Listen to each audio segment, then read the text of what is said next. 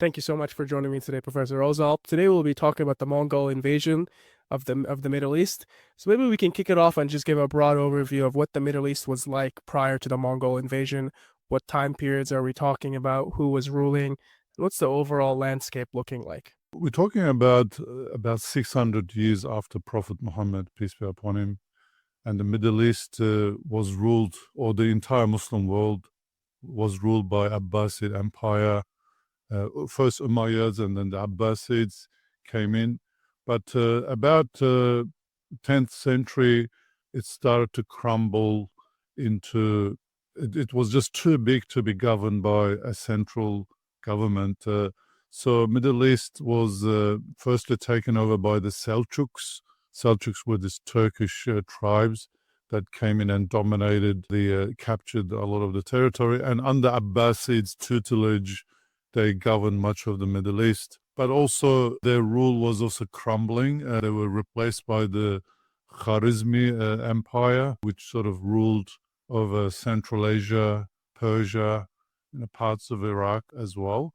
And we also had the Crusades. The Crusades came in 1095, which resulted in fragmentation of the near Middle East, like Syria, Egypt, and so on.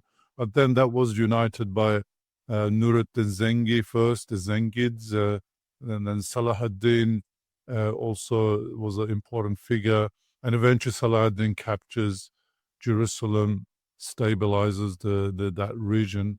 But nevertheless, by 12, 18, and 20, there was stability, but it wasn't the central rule of the Abbasid was gone, long gone. So it was more like the Abbasid Caliph was more of a figurehead, and then the Seljuks were ruling. There's also Mamluks, right, at this time in Egypt. Is that correct? That's right. The Mamluks were these were the Turkish tribes or soldiers, which eventually they took over the country and become rulers. The Abbasid Caliphate was interesting because the Abbasid Caliph ruled just on Baghdad and the vicinity. That's all. It did not have a big army. It could not enforce its power across the Muslim world. So it basically ruled by giving sultans legitimacy. We see this with Salahuddin, for example. Salahuddin, in order to get legitimacy, he corresponded with the caliph, received gifts and letters and so on. And then that made Salahuddin a legitimate ruler. So still the Abbasid caliphs were the only all legitimate power came from the caliph, basically.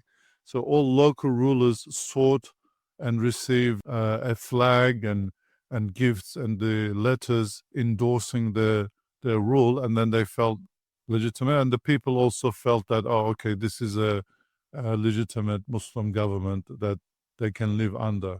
So it had a lot of symbolic power, and it represented the unity of the Muslim world as a ummah, not as a political unity, but still there was unity of culture. Islamic law was dominant across this world.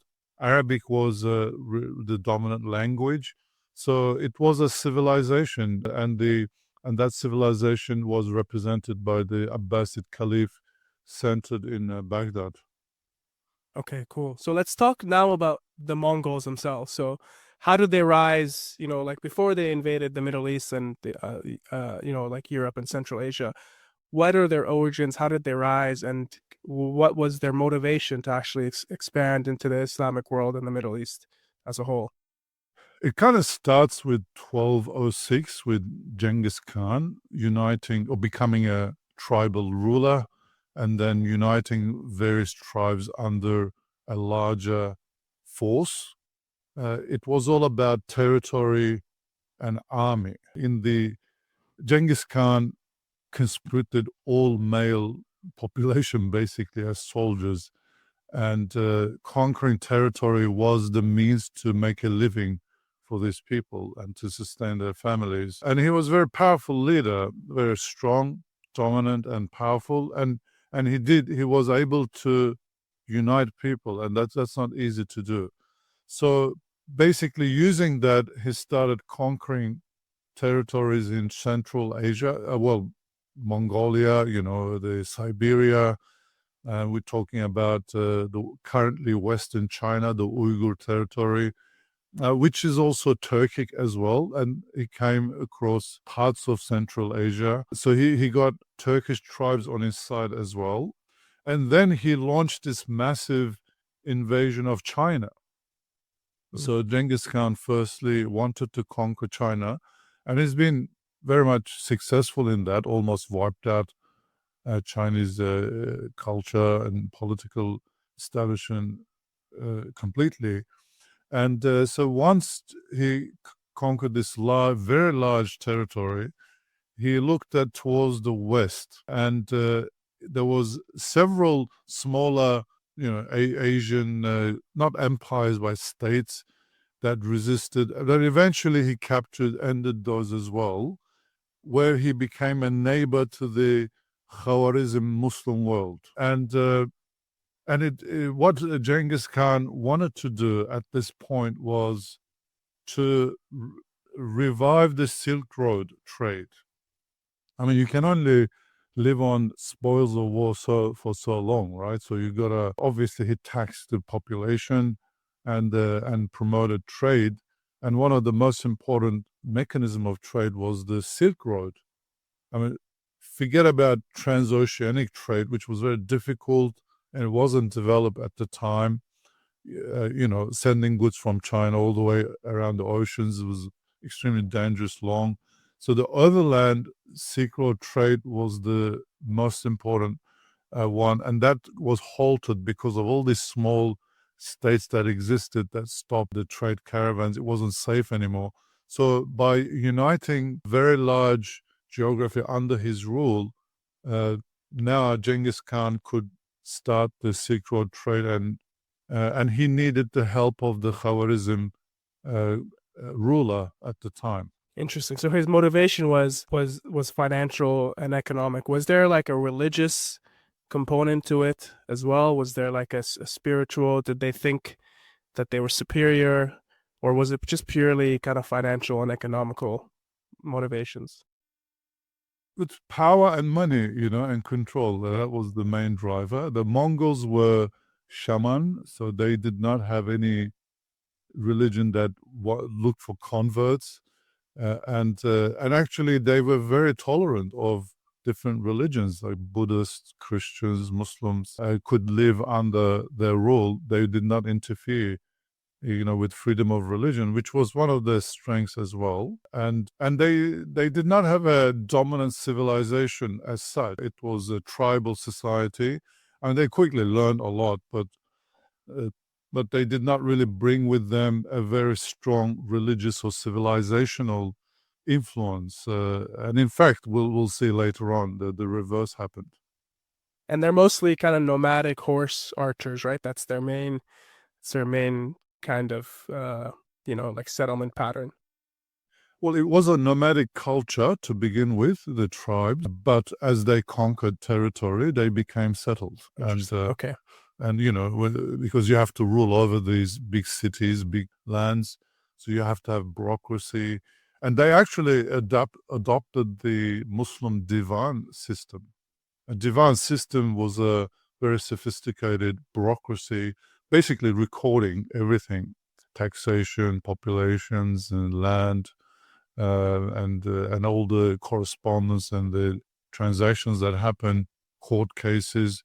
So this was unheard of at the time. So Muslims really developed a very sophisticated bureaucracy, and Mongols adopted that. They adopted some Persian ones as well, some Chinese. So they did not have any of their really governance.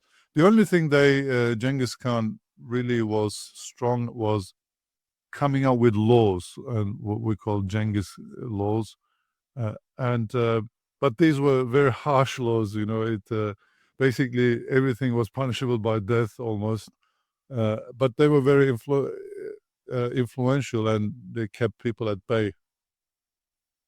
Okay. So he conquered all these kind of smaller states in Central Asia.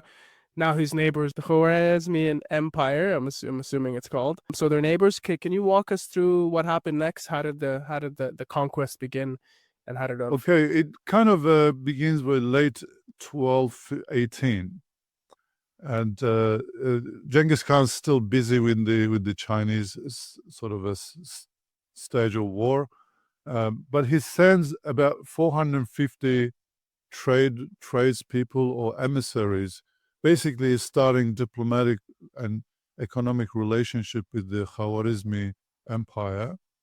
But what happens is that inexplicably, the one of the governors of the frontier cities, Inalchuk, he's infamous for this. Inalchuk actually kills all 450 people. He accuses them of espionage, and well, probably they were suspicious. At the end of the day, Genghis Khan is just going around conquering the whole world, and even the word Genghis means in Turkish ocean. They believed. At that time, they believed that the whole world was surrounded by this big ocean. There's Africa, Asia, and Europe was the only land masses. And basically, he was the Khan of the entire universal Khan. That's what Genghis Khan meant. And so they were suspicious of all of a sudden what's going on here. But you don't go and kill 450 people. I mean, you need to engage in diplomacy first. And then Genghis Khan sends an emissary, say he's asking for these to be punished, and to the actual Sultan himself, who's Muhammad II at that time is the Sultan, and the Sultan kills the emissary too. Wow. So you're asking for it basically. It was Yeah. crazy that what they've done. So this angered Genghis Khan naturally, and he's at that time at the peak of his power, and he decides to launch a massive campaign now to destroy the Khwarezmian Empire, and I would think maybe the Khwarezmian Sultan and the rulers there, they overestimated their own strength and maybe underestimated Genghis Khan's resolve. They probably thought, oh well, he's too busy with the Chinese and he's not going to attack us, but he did. So he launches a multi-branch attack on the entire Muslim world, through the gates of the Khwarezmian Empire, and within 2 years destroys the entire Khwarezmis are no more in 2 years. Wow. Is there any standout battle or event that you can tell our listeners about? I hear he just wiped out entire cities that still haven't recovered to this day, and those were kind of jewels of Islam at the time, and now they're kind of ruins. That's right. Well, he first begins by sieging Bukhara, and followed by Samarkand. These were the two most important centers in Central Asia. Imam Bukhari comes from there. They were very important centers of trade, culture, and Islamic development as well, Islamic scholarship. So the cities like Herat, Merv, Nishapur were destroyed. Basically, they lay siege to a city. If they resist and they conquer the city, they basically wipe out the entire population. Entire population, meaning all males are killed. The elderly are killed. Women and children are enslaved. And they did not kill the craftsmen, the artisans, by the way. So this is really important later on in the conversion of the Mongols to Islam as well, because artisans were really valuable people. They had skills, so they could make stuff that the Mongols themselves needed, and it's not very easy to develop a masterful artist. So they did not touch them.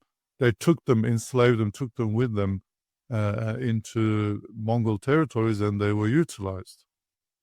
And what better people to take with you than the artisans because these were very sophisticated people. They knew how to treat their customers. They had a lot of knowledge. And in the Muslim world, the artisans were organized under guilds.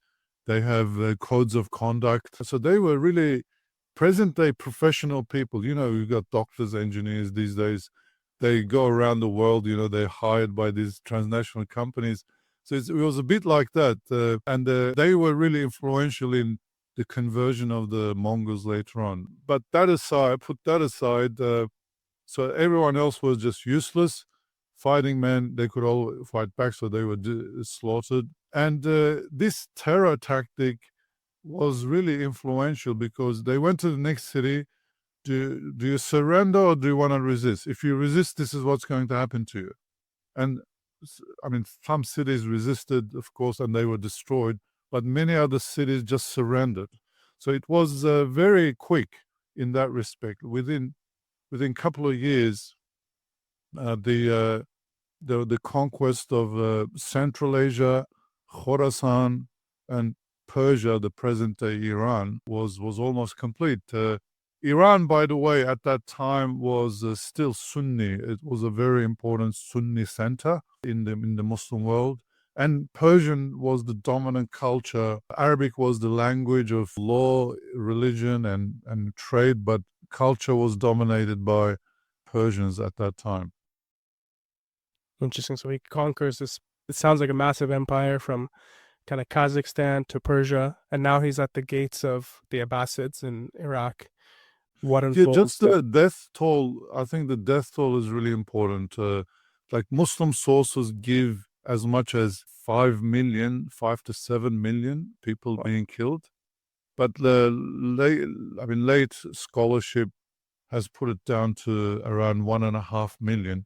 But 1.5 million still, by standards of that day, is probably 20% of the population. In a year and a half, yeah, that's crazy. And I heard a story. I don't know how true this is, that they would destroy a city, leave, and then come back after 2 days and kill anybody who was kind of like a strangler, and also kill the cats and the dogs. Is there any truth to that, or is that just a bit of a myth? Well, this is a bit of a myth. They deliberately spread this kind of news themselves because they wanted people to be scared and terrorized so that they surrender. And that was the only thing. They did not say, we'll kill you no matter what. If you surrender, we won't touch you, and you'll be able to practice your religion. You'll have freedom. We're just gonna the government will change. That's all. But if you do resist, this is what's gonna happen. Your cats and dogs are not even safe. So those are exaggerations, and spread by also Muslims as well themselves.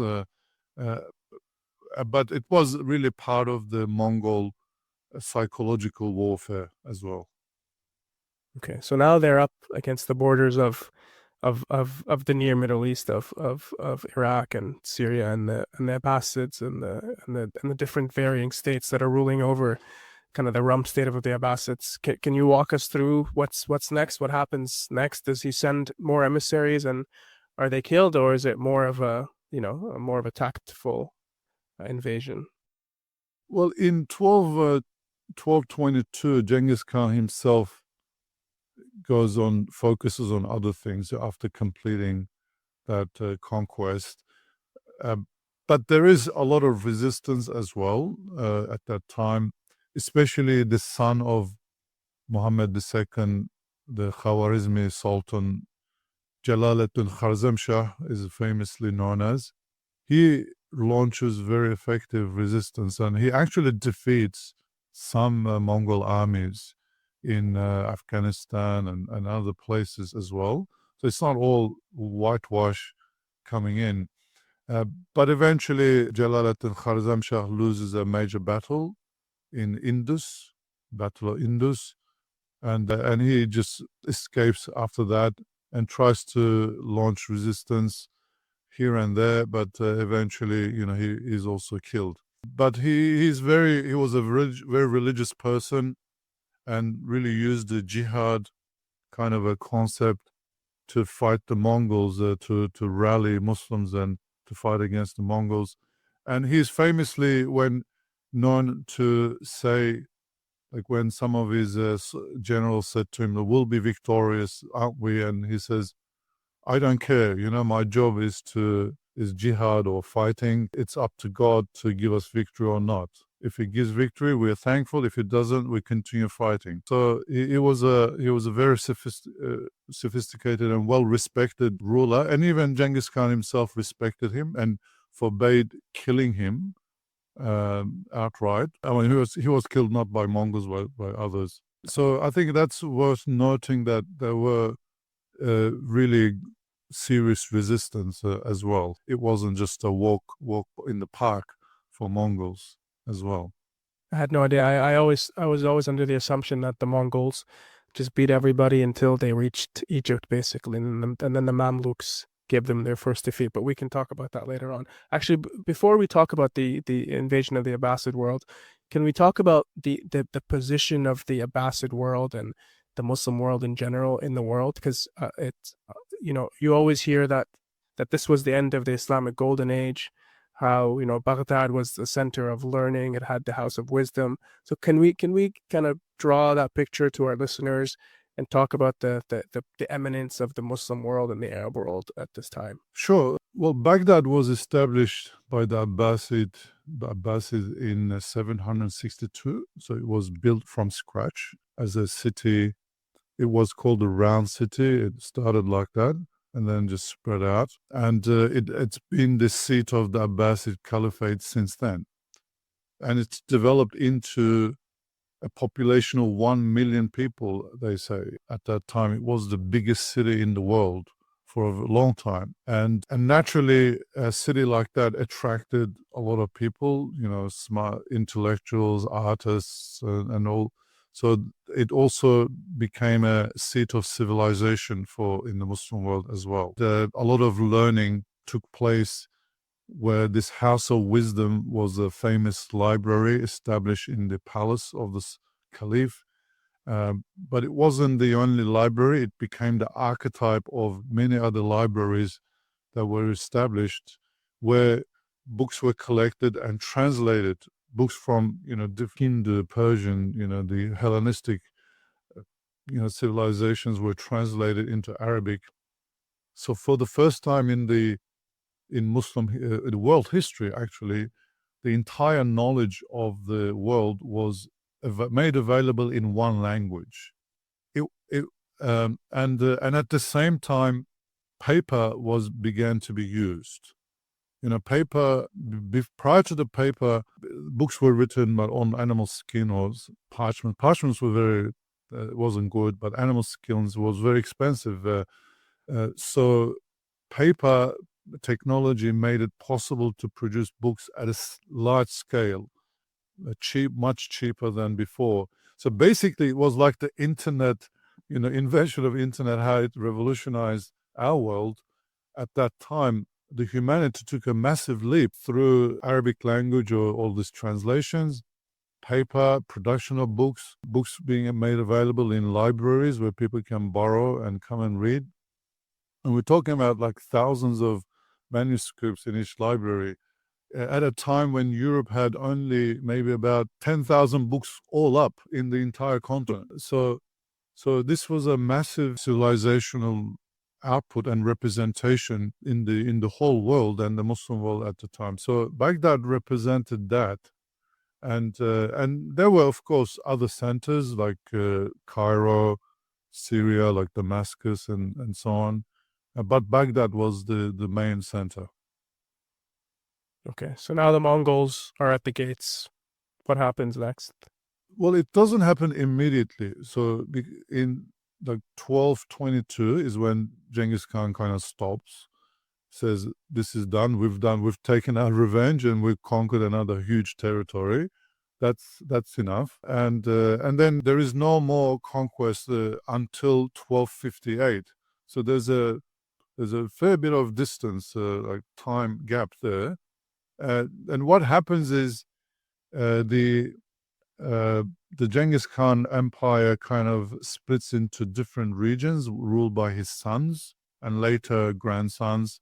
And one of those in the southwestern part becomes the Ilkhanate Empire, and or is ruled by Genghis Khan grandson, who's Hulagu. It's established in 1256. So he gains power. So he's now trying to look for expanding his territory and power. He was quite a powerful ruler as well. So he puts his eyes on Baghdad, and I have a video on that on our channel, Isra Academy channel, on the fall of Baghdad, which I treat that very long, quite a bit. I'll refer that listeners to that particular video for details. But the Abbasid Caliph underplays the risk and the danger. When this army is coming, he downplays it. He doesn't prepare. His advisors, his vizier, gives him wrong advice, saying, you'll be all right. The Muslims will come and save you. How are they going to come and save you when you don't do anything? You don't even correspond, with these rulers and ask them for support. Just do some organizing. He doesn't. And then Hulagu lays siege to the city. Well, again, he asks for surrender. The caliph doesn't surrender. Some of the influential people, like the rich people and the people of position, come with it as a group and go to Hulagu asking for pardon, and they get killed. And, Hulagu comes and destroys the city. Basically, the entire city is sacked. Perhaps half the population is killed. The numbers are given sometimes between 100,000 to 500,000, and it's staggering by all measure. This is a bit of an exaggeration, but the writers, the chroniclers at the time, say the river Euphrates flew ink and blood for days. Yeah, to refer to the carnage of, I guess, killing of the population and throwing of the books into the river. Not all the books were thrown. There was, smart people in the army who collected some of these manuscripts and took them away. But House of Wisdom was destroyed. The Caliph, the Abbasid Caliph, was killed, wrapped in a carpet and trampled upon them and burned, because they believed that they should not be killing or shedding the blood of a ruler, for there was some superstition in the Mongols. And only one descendants of the Caliph escaped to Egypt, which kind of became the Mamluk Caliphate from there on. But yeah, the whole city is destroyed, and Baghdad have never recovered since that time. And then the entire civilization of Muslim world shifts to the west after that, like Egypt, Syria, and we'll later on Anatolia or present-day Turkey with the Ottomans. Baghdad only became a shadow of itself after that. So this is like a seismic event in the Muslim world, but in the world at large. This is the largest city in the world. Let's say New York or Tokyo today gets hit by something that kills half the population. That must have sent reverberations around the Muslim world and in Europe. What were the reactions? Did Muslims try to come to the aid of the city? Were the Turks, were the Mamluks, were the other people in the region? Did they come and try and support the Khalifa and the Caliphate, or was it just every man for themselves? They couldn't. Muslim world was fragmented at that time. I mean, just the entire Persia, Khorasan was previously conquered by the Mongols. And that was the main source of manpower for the Abbasid Caliphate. So that's a really important aspect. The Abbasid Caliph was the Eastern Empire. The Umayyads were mainly Arab, or they drew their strength from the Arab tribes. The Abbasid they took their strength from the Khorasan, the Persian tribes and the peoples. So that was the disadvantage. And at that time also Ayyubids, like Salahuddin is gone. So Ayyubids were in power, but some of the descendants of Salahuddin was not very good. So basically, there was no immediate available forces that would come to the aid and really challenge the Hulagu. But there was a challenge, of course. Like the Hulagu actually intended to conquer the entire Middle East. He did not just stop at Baghdad. He did advance west. But one main opposition came from Mongols themselves, Berke Khan. Berke Khan was the ruler of Blue Horde, which is basically the western end of the Mongol Empire, or this is the Ukraine area, Ukraine or north of Black Sea. So it's a bit distant to bring help very quickly. But Berke Khan actually warned Hulagu not to attack Baghdad. And he said, if you do, I will take revenge, because he was a Muslim at the time. Interesting. So Berke Khan is the first Muslim Mongol ruler at the time. And then what he does is that he corresponds with Mamluks in Egypt, and they put together a coalition force. And in 1260 or 61, there's this battle of Ain Jalut, which is in Syria, where Hulagu is defeated. So that's the first major defeat of the Mongol forces. So then they really withdraw to east. So at least what that means is that Syria, Egypt, and Arabia are at least safe from the Mongol invasion at that time. So they conquer Iraq. They try to go to Syria. I was under the impression it was the Mamluks alone. I've never heard of this. The other Mongols supporting the Mamluks. I guess the Mamluks have very good PR. Did they ever go to Anatolia, or was that also kind of off limits for them? Mongols did enter eastern Anatolia, but there was also resistance from the Anatolian Seljuks. So Seljuks, although collapsed by the Khwarizmis, but in Anatolia, or the present-day Turkey, they were still very strong, and they had an independent government there. So they were able to hold the Mongols, at least at some bay. But when Hulagu had that defeat, he had to withdraw, basically to stabilize his empire. Because once a ruler in the medieval world gets defeated, everyone else gets the courage to resist, rebel. So you had to go back and stabilize. So Muslim world was safe for now. And I read somewhere that there was a period of, I don't know how many years, where the Ottoman Empire stopped existing for a short amount of time. Is this true? And I think it happened because of the Mongols. Can you talk about that a little bit? That's later on. That comes in around 1402. Okay, so that's when later.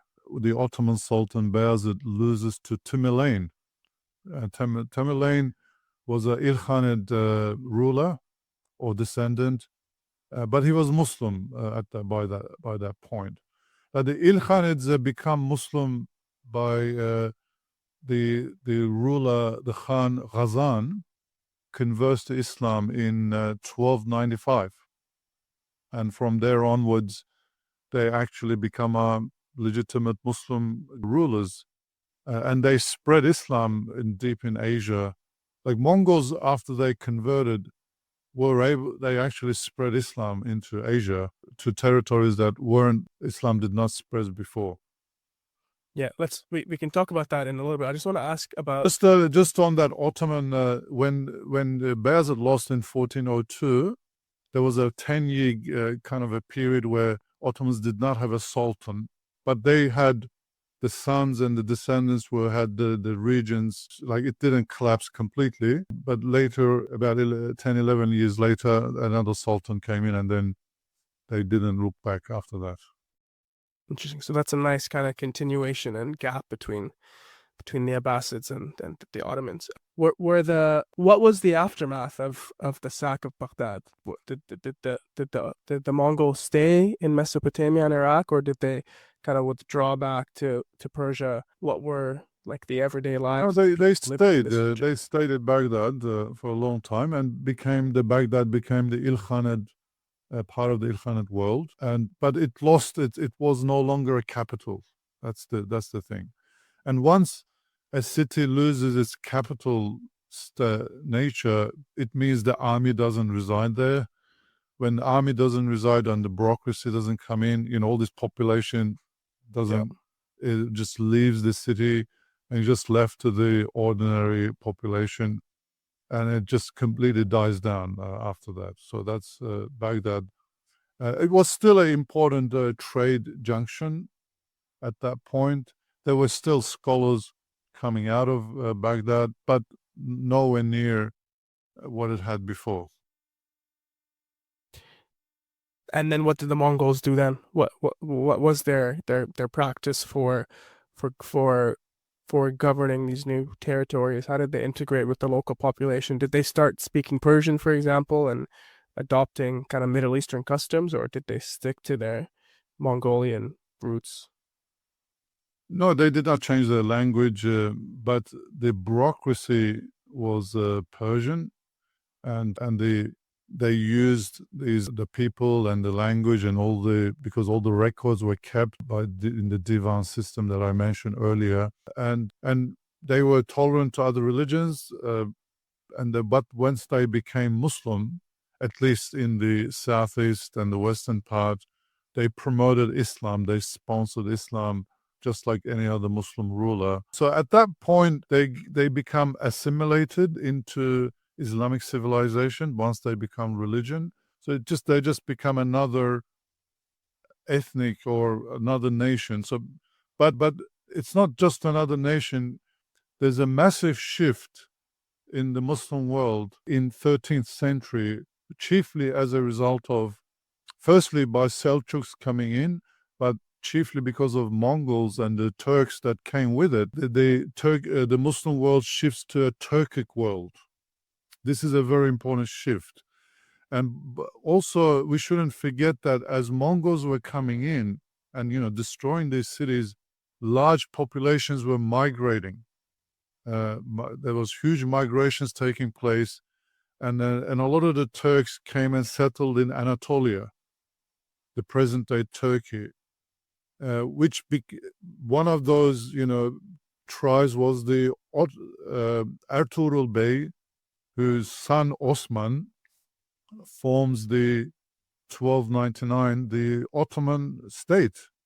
And then they expand first west into Europe, and then into Middle East by 15th century, and they become one of the largest empires established in the Muslim world and dominant as well. So, and then in Iran, Safavids emerged. In India, the Muslims in India, the Mughals emerged. Like Mughals were also descendants of the Mongols. So basically, Mongolid or Turkic leaders dominate the Muslim world from then on. So this is the third era in the Muslim world. We could sort of split it into four eras. The first era is the Arab era, I guess, with the Prophet ﷺ, the Umayyads, and Abba kind of dominate that first era, first couple of centuries. And then comes the Abbasid era, which is kind of Arabic, but still Persia is integrated. And so the Muslim world and Islamic civilization becomes like Persian Arabic mixture, and it's very kind of universalist as well. But after the Mongols, particularly, and then after them, Ottomans, Turkishness comes in. Turks come in and became a major influence. And Memluks were Turks, by the way, as well. Yeah. In Egypt. So Turkish culture and civilization is adopted and assimilated into the Islamic world. So that's the third main era, which lasts for about 400 years after that. And then comes the modern era in the last 200 years, which is completely different. I guess it's a bit of a decline as well. But those times, like 11th, like 11th, 12th, 13th centuries are known as a bit of a decline period. Initially, there's this huge territorial, military, economic dominance of Muslims. and then it sort of declines with the Crusades, Mongol invasion. There's also Black Death, is a major destructive force, comes in at that time. But then they sort of bounce back with this new Turkic influence and leadership of the Muslim world with Ottoman Safavids and the Mughals, especially in 16th century. It's a very golden era in the Muslim world in terms of civilization and then territorial dominance as well. And the Islam at that point in 16th century reaches its widest, most widespread geography as well by then. So it's a seismic shift. The Mongols cause. I mean, it doesn't happen overnight. These things, but about a century. It takes about a century as well. I should also point out there's a huge religious shift as well. One that, and this is when Sufism becomes dominant in the Muslim world as well in 13th century, because you've got Crusades, Black Death, Mongol invasion, a lot of destruction, killing. So people needed spiritual solace. They needed to turn to God for support and religion for support, and Sufism provided that. And Sufi orders they organized, charities, local level, help people, individuals, regions, wherever they went. They also went to different cities, sometimes in dangerous locations, and really spread the religion as well. So Sufism dominated. This is when 1240 Ibn Arabi dies, 1273 Rumi dies. Like these Naqshbandis emerge in the 13th century. It's also the 13th century is the golden era of Sufism. A lot of the famous Sufi masters live in that time. That's so interesting. So it's a very, very dynamic time for the Islamic world in general. I've always thought about it as the end of this golden age of Islam, but it sounds like things were quite more dynamic and interesting even after the end of the quote unquote Islamic golden age. Do you think There are culturally golden ages? There were three golden ages, I would say. Yeah. The time of the Prophet and the companions, from a religious perspective, and the revolution that they introduced to the world, the Abbasid golden age, and then the Turkic golden age, which is the 16th century Ottoman Safavids and the Mughals. are the Safavids Turkic? They were Turkic, yeah. They ruled over Iran. They became Shiite later on, and they are responsible to make Iran largely Shiite, actually. Yeah. But they were Turkic. Yeah. Interesting. So what's the third golden age about? If the first one's about kind of religion, the second one's about like culture and science, the third golden age is what? Well, trade, civilization, art, and also expansion of Islam into new territories, like deep into Africa, deep into India, even Indonesia or the Oceania, Thailand, like those Southeast Asia, spread into the Uyghurs became Muslim on that time frame. So it was the widespread spread of Islam in the world that. So just think about this, right? The world at the time, America doesn't exist, or we don't know that it exists. Australia doesn't exist. So you've got Africa, Europe, and Asia.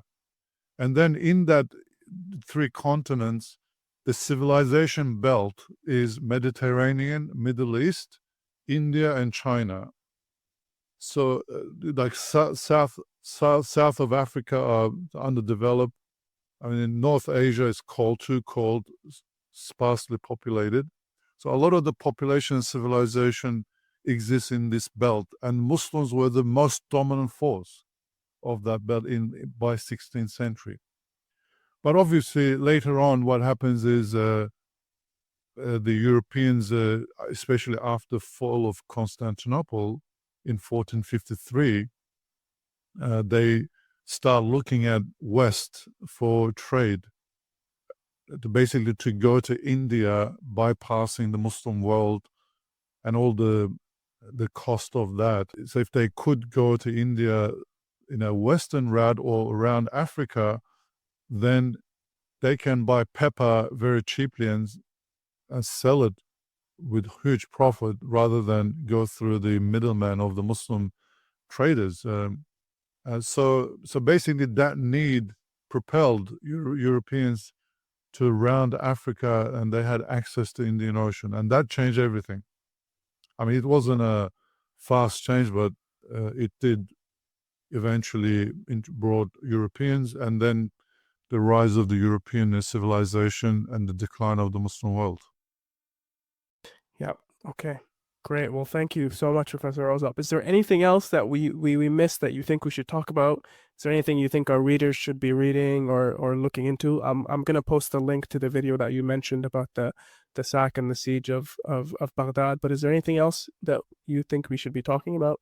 I think we covered just about everything, and this was a really good discussion on the invasion of the Mongols of the Muslim world, which maybe I should sum up by saying that, Islam has this uncanny ability to conquer its own conquerors. The Mongols are a good example of that. They wanted to conquer the Muslim world, but they ended up being conquered by Muslims That's very, yeah. That's and Islam, it's eventually. poetic. Is there any books or articles you think our readers our listeners should be reading? Oh, there's just too many to mention. So there's just Google a lot of books on Mongols themselves or the Muslim world. Maybe we could. They'll find a lot available Okay, online. great. Well, we'll leave it at that. Thank you so much, Professor, and No worries. I It's think my I think it's pleasure. been extremely useful and insightful to our audience. Thank you.